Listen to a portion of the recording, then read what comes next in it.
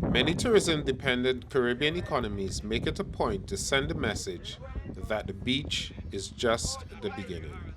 However, in Mayreau, the smallest inhabited island in St. Vincent and the Grenadines, a beach, the world-famous Saltwhistle Bay, is the beginning and the very center of the economy. Hurricane Beryl left at least 6 people dead in St. Vincent and the Grenadines when it battered the island nation on July 1, 2024. In Mayreau, a 0.5 square mile island of 300 people, the Category 4 storm damaged or destroyed about 95% of the buildings. The hurricane reduced to rubble the 90-year-old Roman Catholic church built with local stone and perched on top of the central hill that offers a commanding view of the Tobago Keys, another internationally renowned tourist destination. However, when iWitness News visited Mayreau on July 9, 8 days after the storm, the breach of the isthmus that shielded Saltwhistle Bay from the rougher seas on the windward side of the island was a recurring theme. It is very, very, very hard. Simply put it hard. I mean, it hard in terms of we have never seen this level of devastation in our lives in Mayreau. 99% of the homes have been destroyed and roofs gone. I mean, that's how I put it at. And then secondly, we had a separation of the islands because we have, in Mayreau, we have the Saltwhistle Bay, the Mount Cabwit, a small hill that has been attached to Saltwhistle Bay. The seawater has come in and actually bust the island, and about approximately 4 feet of water is now channeled in through the land. So that will have to be redone.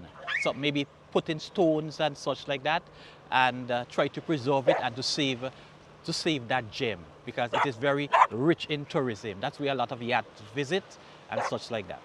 99% of our whole economy is based on tourism in Mayreau. Even though we fish, the fish has to be sold to yachts, hotel, restaurant, export, and goes back into tourism. Even though we do lobstering, it still has to be done to go into tourism again. So everything has a tourism connection. So that is why it is very important to us. We only have approximately 6 or so buildings up with roofs, but the other roofs that has gone, some has completely demolished. I'm speaking about concrete structure. Blocks had completely demolished. The 2 churches on the top of the hill, the Catholic church that had been built in 1935, the whole front of that building collapsed. The roof rafter, everything went down. The other Pentecostal church, the roof rafters, everything went off. The whole back of the church is obliterated.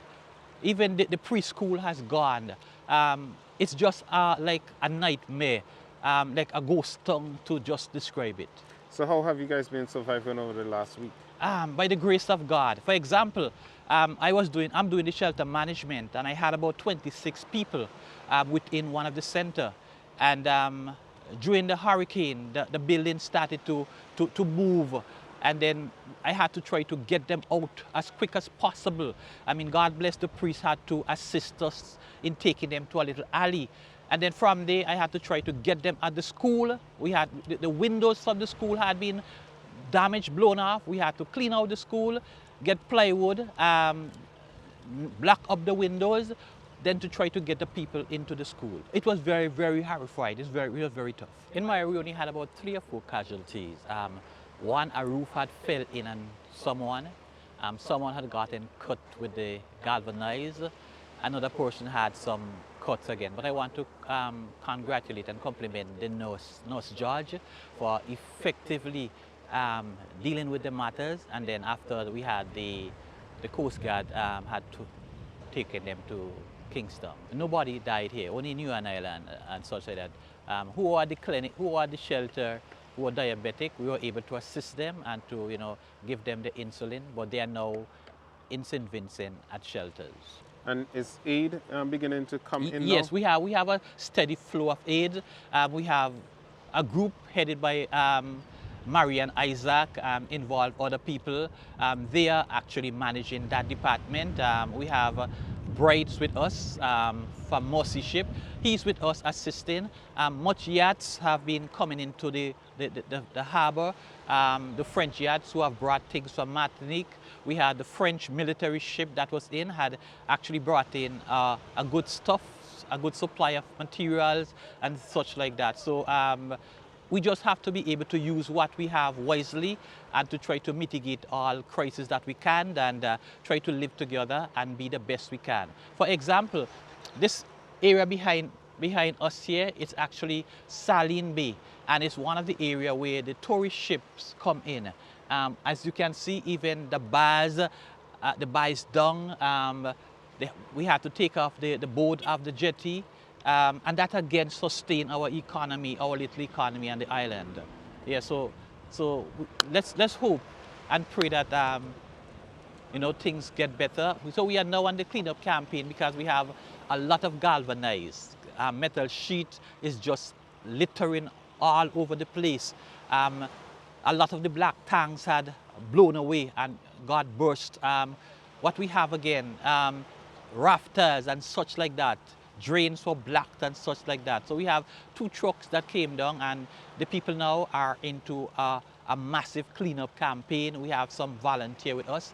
The Red Cross is down today. Perhaps we expect the leader for Nemo is coming in. Miss Fabs will be coming in later. But it has just been a mess. We have gotten like satellite links so that we can try to communicate at certain times, but such is it.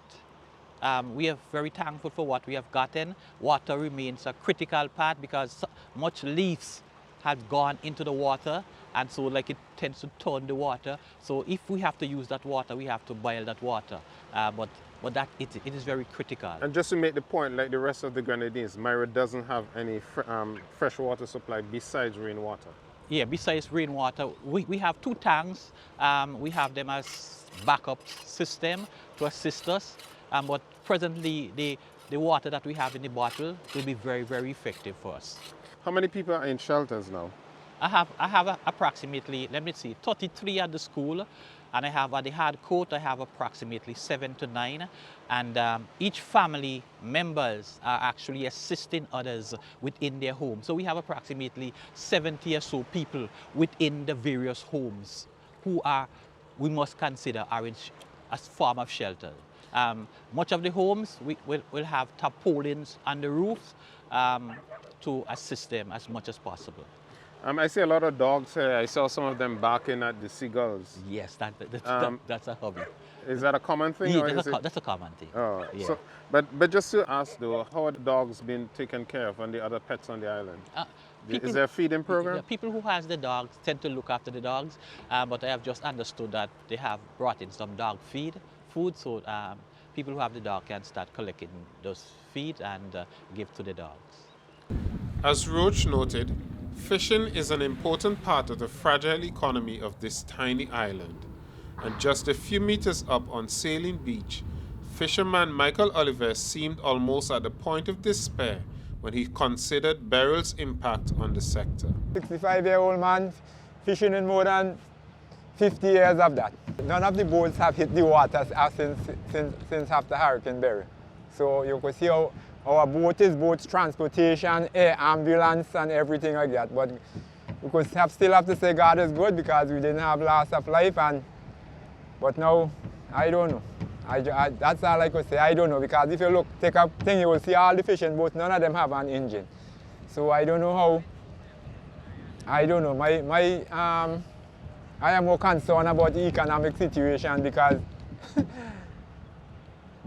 although the boats didn't have fishing now, even we go fishing, there will be no place to sell the fish because the hotels and all these places that usually buy the fish, everything flattened. So I don't know. The economic situation is very, very grim right now. Don't talk about, not even in terms of survival and even in terms of getting your livelihood back together. So, oh Lord, all I could do is appeal to anybody who could help, just help us, please. So what exactly happened to the engines? Well, this one is mine right here. This one is mine, and this one is one. I'm also a seine owner. So this one is a 4-stroke, it's a 100, it's more quiet because we move away from the long time oars where you used to pull and throw seine. So the 4-stroke is more quiet and more fuel economical than the fuel. So the weather put the boat one place, put the engine one place, everything break off inside of it now. So I don't know if anything could salvage off of it. But so is it a case that you guys can't find the engines? some of them, look, if you look all in the back of here, they're up there. Some of them break off, the boat, they tumble. But even if you find them, they're just to salvage a part or two if you could. Not to say use them back or anything like that. Some of the boats can't even be accounted for. So, Lord, help us. Do you know how many boats are missing, unaccounted for? 2 sailing boats, 3, 4, 2. And 2 sailing boats, yours own, Owen own. Well, I last my boat with a 40. I ain't seen no sign of it. Yeah, I have 6 sailing boats was training. That's what he's telling you, his personal, not even, that's an individual well, he's telling you about. It's not really my personal, it's for training he ain't telling you about training the children of them. Yeah. I lose them 6 boats. I had 9, well I saved 3. I lose 6. I lose my speedboat with my engine and the little restaurants I had there on the bayside there. That go long. Half of my house was go up. But I ain't so think with the house because I put up the tarpaulin as I did my downstairs. So still I'm kind of comfortable still. But just, as a maintenance man, I walk around and help all who need help. Because I live in my own personal work to do and help them who I know more in more distress than me. I see you have your tools. What are you going to do today? Well, I'm trying to help. You see that tree right there? I'm trying to help you with the tree. You see that tree right over there? That's what we have the seine, where the beach seine. That's where we have the seine. Now the tree is on the seine, so we have to go try to get out the seine now. To get out the seine from under the tree. How difficult a task is that? Well, it's kind of difficult because you go damage the seine too. We will have some damage to the seine. So we try as much as we could. Yeah, because we had to try to. When you say through everybody, we'll get $1. So we had to try do what we could do to. Cause that might be the quickest thing now because we just have the boats. The boats from Trinidad who just buy bait to could cast the seine and we could make $1. So everybody, the seine is a community thing. So everybody. So with that's maybe the next best thing for we could say. That's why we're trying to salvage there right now. But one more thing I want to point out too is that you probably, as you as a news personnel, as you always leading the way, you probably could remember the bay, Salt Whistle Bay that we was trying to save sometime. Yes. Well, that bay, the hurricane finally divided that bay. That is the heart and soul and livelihood of people in Mayreau. So I want to make an urgent appeal to the government. Whatever it takes or whatever we have to do to save that bay, because it's finally divided in two. And it will be no longer a bay and people will no longer. I can't understand why government will want to drag their foot till something so important could come to nothing. And that is if they will lift a hand to help us. But the government had done some work to put some boulders there. The government put, I don't know, I subject to reckon, I don't know, maybe 100 or 200 feet just, it's not an extension, the water was still coming over even when they put the boulders there.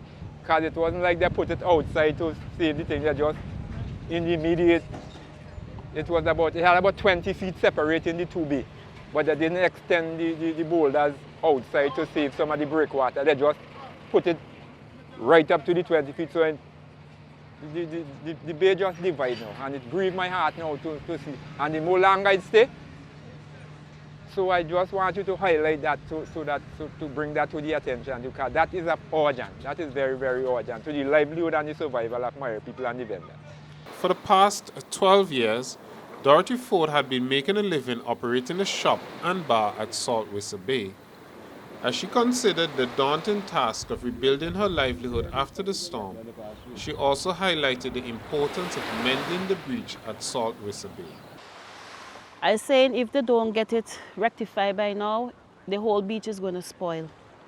Because on the other side, there's a lot of like mass and stuff. And then if there also have to be like rough seas, like everything coming over, and this one is mainly the tourist attraction. So what do you think should be done? First to begin, what I think should be done, they should get the section that is bus open, I think they should get that part fixed before it's too late.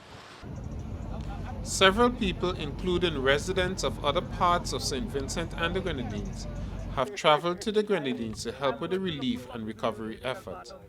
Among them was former Senator Luke Brown. Well, I'm here first of all as a Vincentian, and I felt the need to respond to the dire humanitarian situation in our country, and it is most acute in the Grenadines. I think Mayreau certainly is one of the islands that has been most badly affected, and I think that it is possible for us to actually make progress in the response and the recovery and the cleanup phase. And I thought that the 2 days of holiday in St. Vincent presented a golden opportunity to be on the ground. The 2 days, which is a Carnival weekend. Which is the Carnival weekend, Carnival Monday and Carnival Tuesday. Tuesday, presented a golden opportunity to be on the ground, to continue with your assessments. And I actually mobilized a cleanup crew from the mainland, as well as a construction crew from the mainland, and they are down here doing some work. That work is being done as far as general cleanup is in terms of general cleanup. We also brought down some trucks and some tools and equipment just to be of some assistance. I'm also working in conjunction specifically on Mayreau with the Grace Eustace Foundation.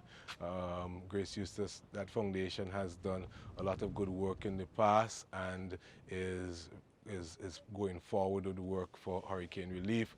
One of the construction side projects that we're doing right now is to restore the foundation's mission house, which is at the top of the hill, so that it could be essentially used as a headquarters for its own relief work and efforts, and also to perhaps see if it could be a hub in terms of telecommunications. You know, on the island there is a challenge with the basics. There's a challenge with, well, first of all, housing, because houses have gone, and those that remain, they don't have electricity, they don't have water, they don't have any internet access, the phone networks are not working here. This is really a desolate place. So we're hoping that the foundation's mission house could be like that light on a hill, which more or less gives hope to the people of this community that they're not neglected. Depending on how things go, we are hoping to play through the foundation a very significant role in the overall relief and recovery effort. That is still something which is under assessment, and you know, naturally the interest isn't restricted to Mayreau. We are very concerned with other persons who are in distress, who have been affected by the disaster in Union Island and Carnival, and also people who are affected on mainland St. Vincent as well, and in other islands including Bequia. This is really a national disaster, but in the context of it being a national disaster, we have to think that its epicenter is right here, and we have to make use of the opportunity to clean up. I wish there was a more full-scale, large-scale cleanup undertaking. I think that we could have mobilized a group of 200 persons from the mainland to be here this weekend to help clean this road. For instance, we are right now here on the road to Salt Whistle Bay. Salt Whistle Bay, Salt Whistle Bay is an iconic and a famous place. I think it would have been we would have shown very good solidarity with the people in the Grenadines if from mainland, the churches, other NGOs and other organizations could have mobilized, and the opportunity may not be entirely lost. Mobilize and send groups here to help with the colossal cleanup campaign that has to be undertaken here and in other islands. I think that our ability to succeed, and to succeed in the shortest possible time, depends on that type of mobilization. When was the first time you came to Mayreau after the hurricane? The first time I came to Mayreau after the hurricane was on Thursday. And what was your initial, when you saw what had happened here, what was the initial feeling, if you can remember? My initial feeling was that the place was ruined. And, you know, and then I had really great concern for the people of this island, because I realized at that time we still didn't have electricity at our home in St. Vincent. But even then I recognized that however bad our plight is there, they have it a lot worse. because electricity has now been restored at our home and in a lot of St. Vincent as in the mainland. It's probably not altogether restored everywhere, but these are persons who have to, as they say, band the belly. So, and be prepared to go without electricity perhaps for 2 months, 3 months, while the authorities and VINLEC come in to see how things could be resolved. So I was feeling really very, very concerned, and my heart was really overwhelmed, and I decided that, you know, I have to do something, something tangible, something practical to show support for the people of the Grenadines. Do you mind if I ask how the efforts that you're undertaking? Because even before I met you here, we had heard from other people who we interviewed that he had brought some trucks down. Yeah. Do you mind if I ask how that is being financed? Well, we are undertaking the finance through our own personal resources and also resources of the foundation, the Grace Eustace Foundation, and we are also raising funds as well to assist with some of the work. I think that we'll do some more fundraising activities because I see a real opportunity here to show the world that with their help and support, we're not going to lie down and play dead, but we are going to get up and get, and the Lord helps those who help themselves. But we are investing in it a lot because of the passion that I feel about this type of humanitarian response. I mean, I was involved in earlier campaigns for relief to other islands when they were affected by disasters.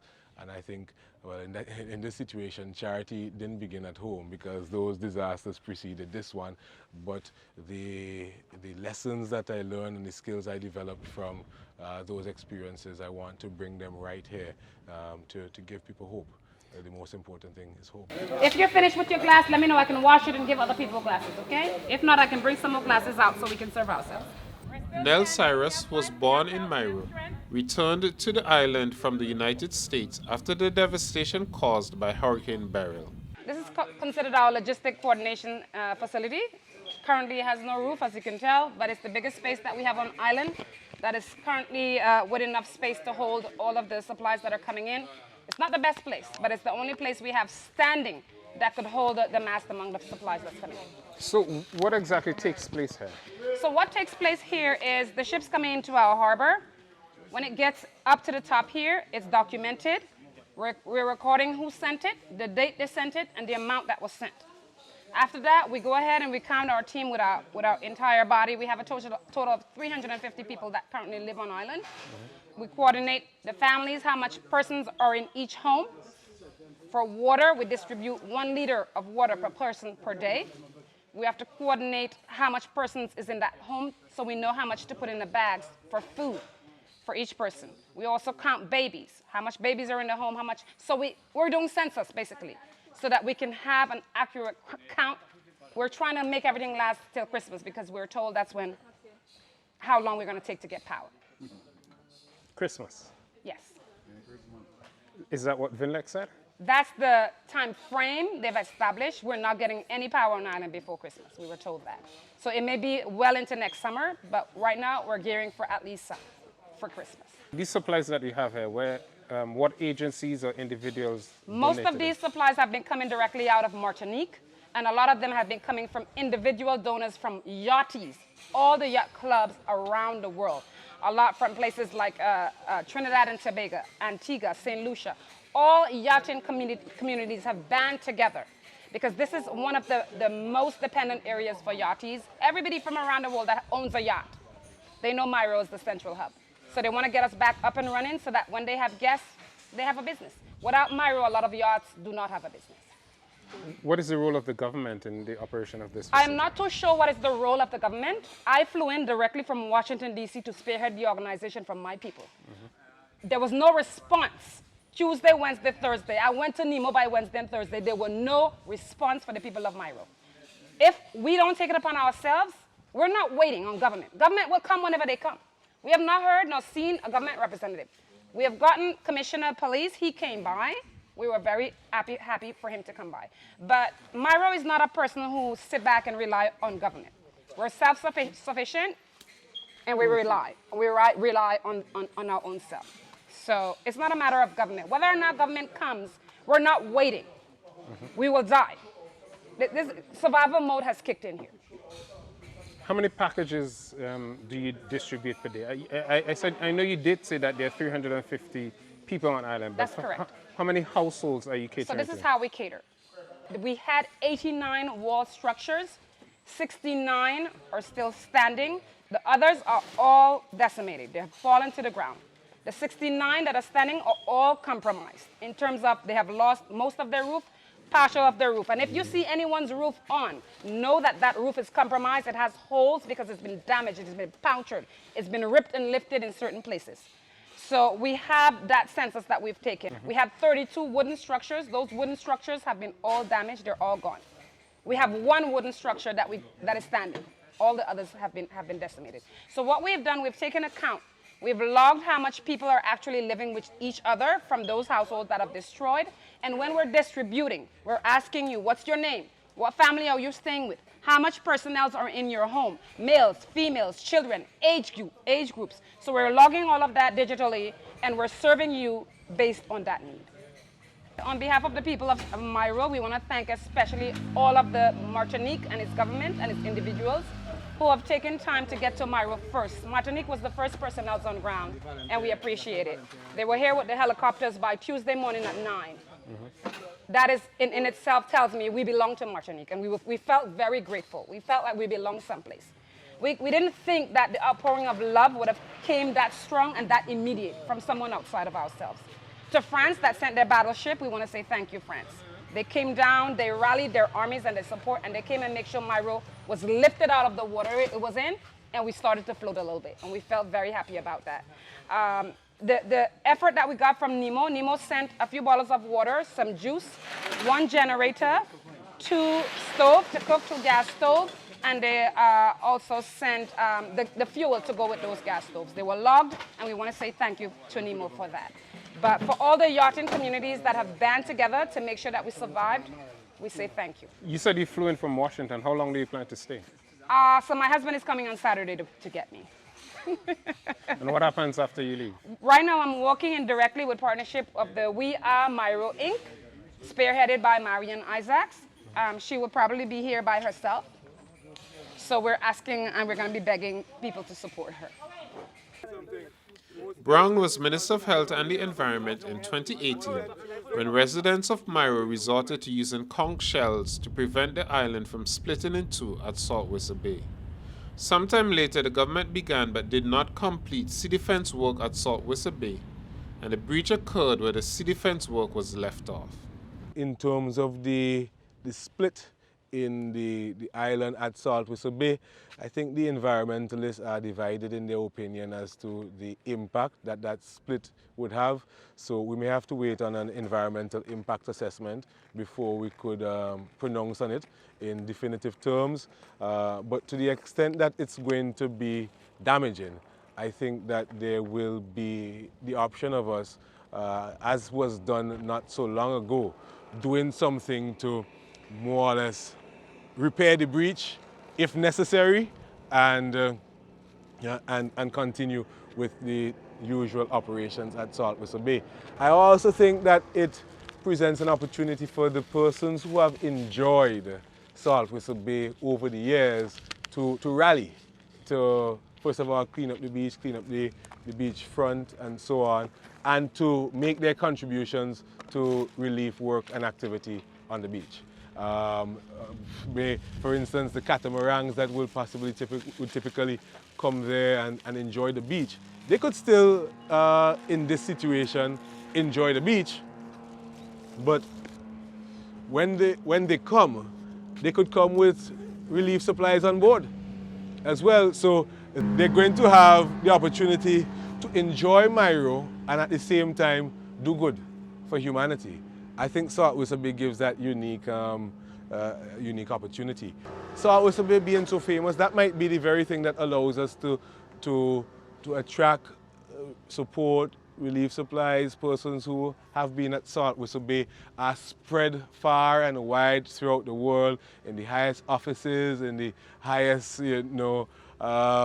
realms of income levels, and they feeling a connection to that beach and to Mayreau, the beach and the church and elsewhere where they would visit when they come.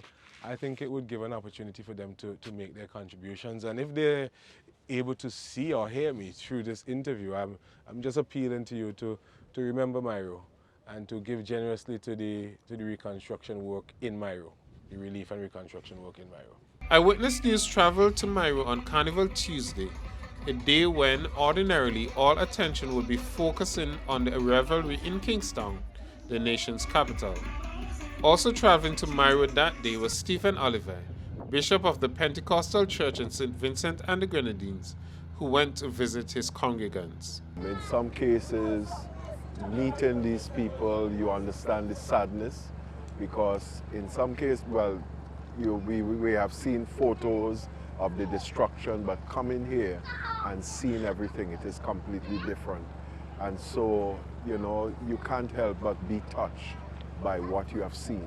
And in some cases, I ran out of words literally, and all I could have done is just embrace them and give them a hug. How are their spirits? Are they optimistic? Are they coping? Oh, I was truly encouraged with what I saw. Some were a bit depressed and down, but ultimately they understand what has happened. They embrace that and they are ready to move on. And I think that is excellent. That is very, very good. And the church building itself? The roof is gone, pews, they're all destroyed.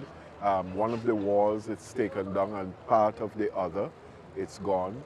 But nevertheless, we can always rebuild that, right? And we are truly thankful for that we can always rebuild. But at the same time, loss of life is what I was really concerned about. And thank God, no lives were lost. And so to God be the glory. And the honor. You're a minister of religion, and we had this hurricane 1 week before our carnival celebrations, and the government took the decision to go ahead with the carnival. What are your views on that, or the view of the Pentecostal Church? It's going to be my personal view, because we haven't, and I guess I'm speaking on behalf of everyone. We would have liked it to be a time where we spend more time in prayer and reflect on the goodness of God, because there is a verse of scripture that said, in everything we must give God thanks. And one of the things that I've heard in Union and in Mayreau, if this storm, if this had occurred in the night, a lot more lives would have been lost. And so God knows what he is doing, and we are truly thankful for that. And so I felt that it should have been a time we all come together as a nation and give God thanks. And I believe that is the cry of every minister of religion, that this should have been a time to give God praise and thanks, you know, for his goodness upon this nation.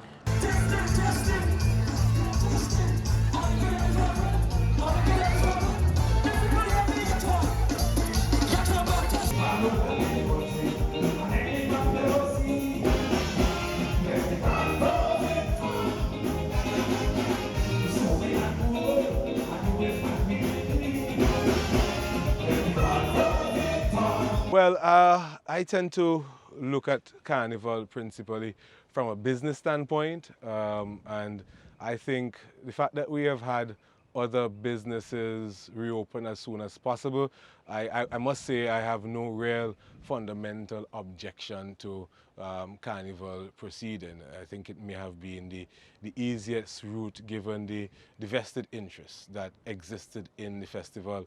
Having said that, though, I would have liked if there were a situation where we could have juxtaposed the fact that some people decided to continue with their carnival with the image of hundreds of people traveling from the mainland to the Grenadines, cleaning up islands like Mayreau.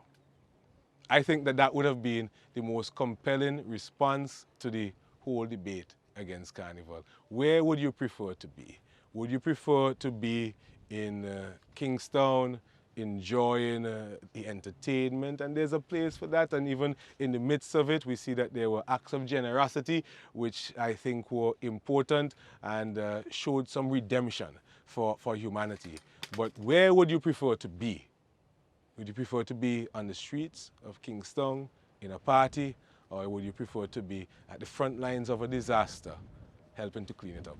I'm sure that somebody would be watching this interview and saying, well, if God really knows what he's doing, why does he allow so much pain and suffering and loss? Right. How do you respond to that? Right. So my response would be, we can't blame God. In the very beginning, the Bible tells us man sinned against God.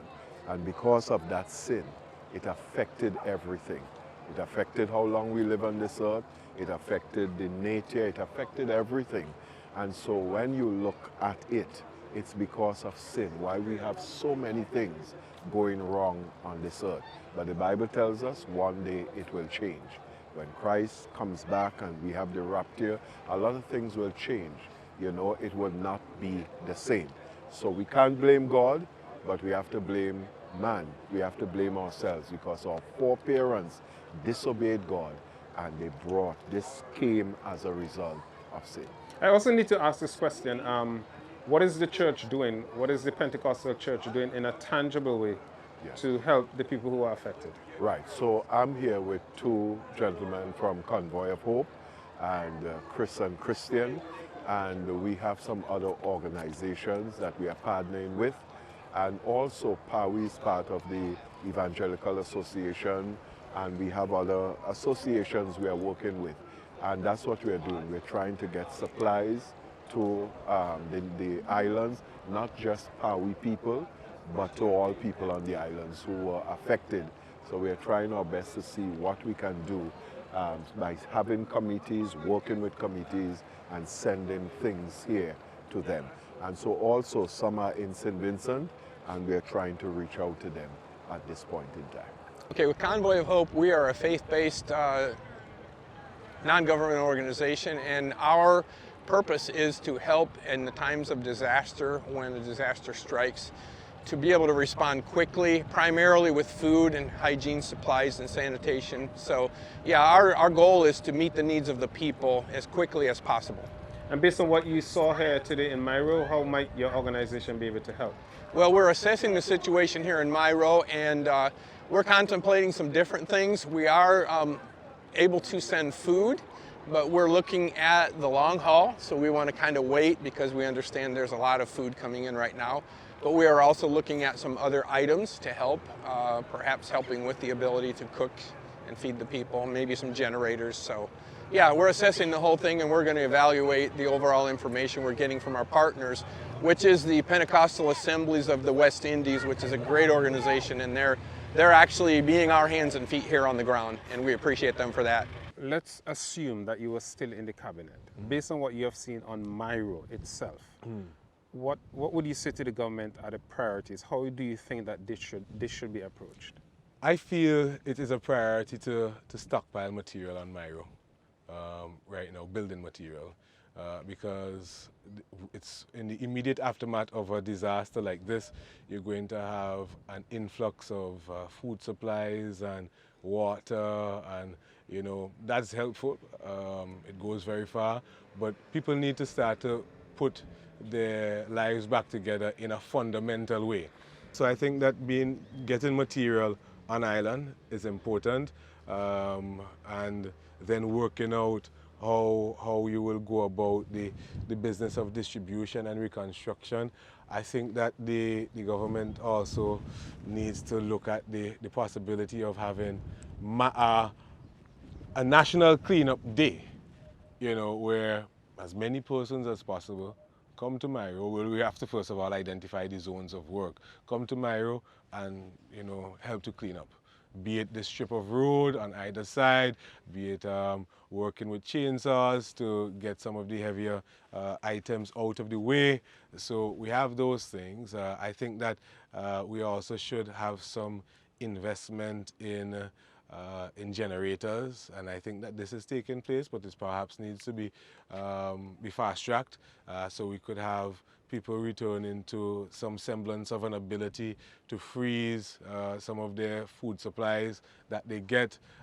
Those are very critical things at this phase to me, and hopefully we could get as quickly as possible to the point where we mobilize some work crews and maybe give them housing assignments, because I think that that's the only way. And we also have to let every person on island recognize that they have responsibility for their own space. You know, I would, after the initial phase of food supplies, maybe there could be a system of food vouchers that could be redeemed at a particular outlet, so persons could move back to some semblance of normalcy in that respect. Maybe we could have a similar approach in relation to persons having a grant for building materials after the materials have been stockpiled. So they could say, look, what I could do with my house is fix this room, store everything inside there, and then move on to another room. We cannot take an approach, because it will be daunting, of a centralized approach. People have to have some ability to go about it like that, under, of course, the guidance of the authorities. However, the person who has the greatest say in how the recovery in Mayreau and the rest of St. Vincent and the Grenadines is prioritized is Prime Minister Ralph Gonsalves. He happened to have been visiting Mayreau on Carnival Tuesday, and I put to him some of the issues that residents of the island had raised with me. Oh, well, as I said before, it's horrendous. It's devastating. In some places on the mainland, you have areas of damage and maybe destruction, but this one and Mayreau, this one on Union and Canawan are devastation. We have gotten thus far. The security issue, okay. We have food and water.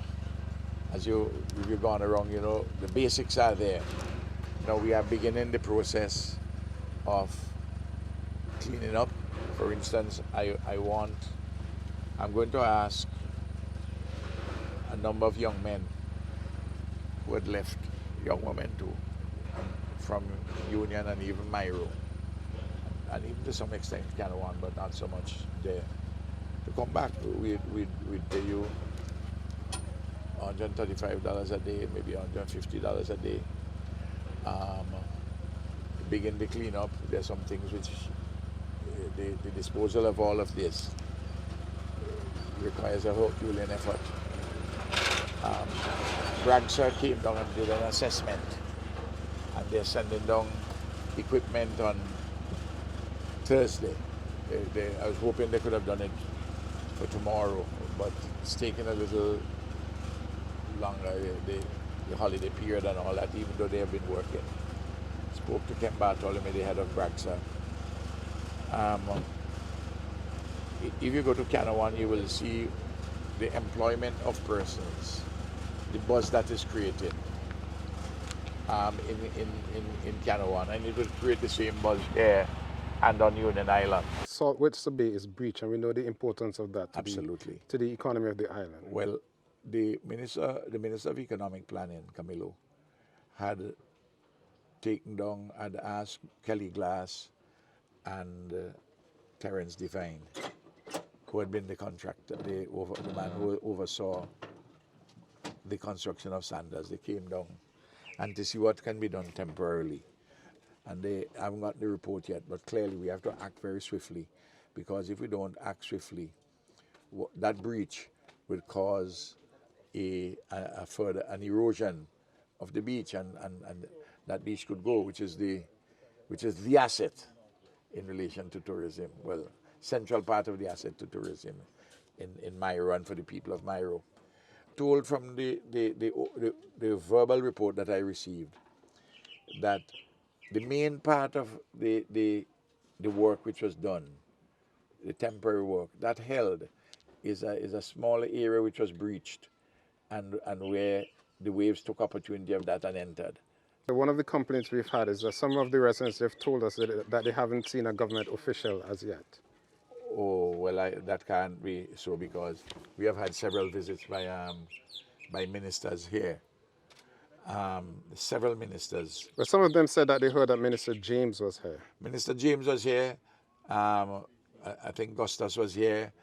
Camilo came. But maybe if you can use this opportunity to maybe reassure or say something. Well, I want to reassure them that this is my first visit. I went to Union, and then I went to in the first week, the first few days, Union and Carnival, and I wanted to be here, in a sense, by the end of the first week, which is what I have accomplished. And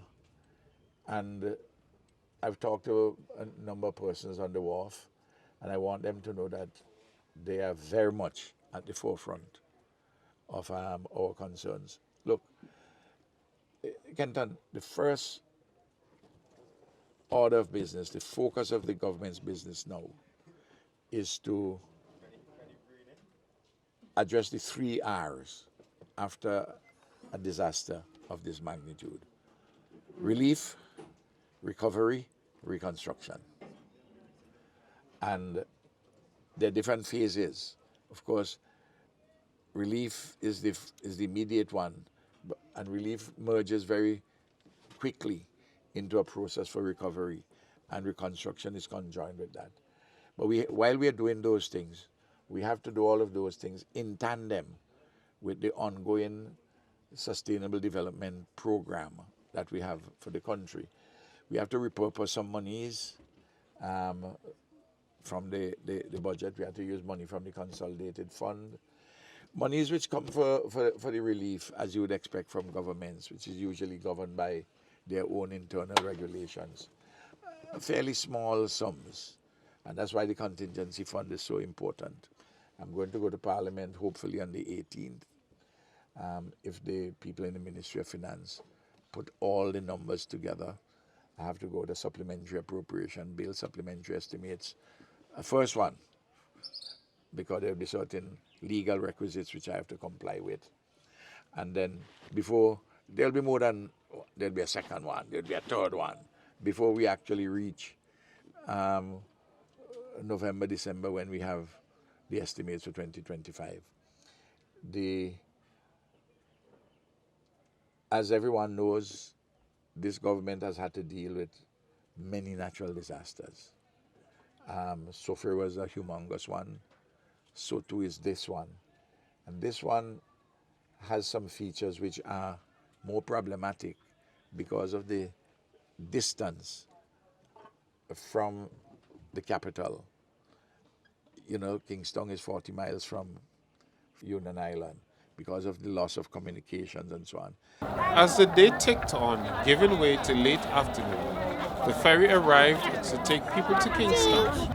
Among them was some residents of Mayreau who were leaving temporarily, steeling themselves for the long road to rebuilding their lives and their tiny jewel. Kenton Chance, iWitness News, Mayreau, St. Vincent and the Grenadines.